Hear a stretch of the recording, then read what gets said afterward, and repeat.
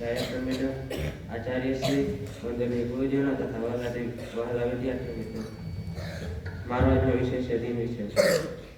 રસ અને પુણ્યના કવિ દંપતરાવના સૌથી નાના પુત્ર નાનાલાલનો જન્મ ઈસવીસન 1877 અમદાવાદ ખાતે થયો હતો. એમની સાહિત્ય કોશમાંનો પ્રારંભ છઠ્ઠી અંગ્રેજીથી જોવા મળે છે.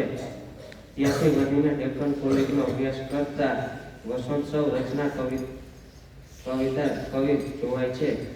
એ વસંતસવે સાહિત્ય જગતમાં ઉન્મેષ જગાડ્યો. એમ.એ. થઈ પ્રેમ ભક્તિ ઉપનામથી તેમનું એક કાવ્ય છપાયું હતું. પછીથી તો વિશેષ વેગથી સાહિત્ય સર્જન શરૂ કર્યું. સૌરાષ્ટ્રની એજન્સીના તેઓ શિક્ષણાર્થી નિમાયા હતા. સ્વમાની પ્રકૃતિએ એમને જાહેર જીવનથી દૂર રાખ્યા હતા.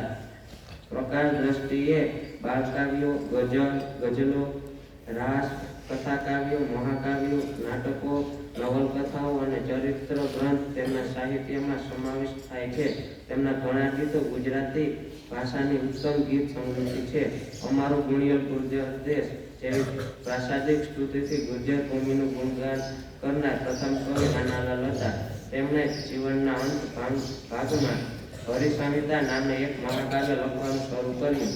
દરમિયાન 9 જાન્યુઆરી 1946ના રોજ કવિનો સ્વર્ગવાસ થયો. તેમનું આ વિરાટ કાવ્ય અધૂરું જ રહ્યું, જે પંડિત જવાહરલાલ નહેરુના શુભ હસ્તે જેટલું લખાયું હતું તેટલું પ્રસિદ્ધ થયું હતું. આજે પણ આ મહાકાવ્યના સાહિત્યની આભા ગુણિયલ ગુર્જર દેશને અજવાળી રહી છે. રાસ અને ગરબાને ગુજરાતી પ્રજાના જીવનમાં પ્રતિષ્ઠા અપાવનાર નાનાલાલનું સ્થાન ગુજરાતી પ્રજાના હૃદયમાં સદૈવ રહેશે.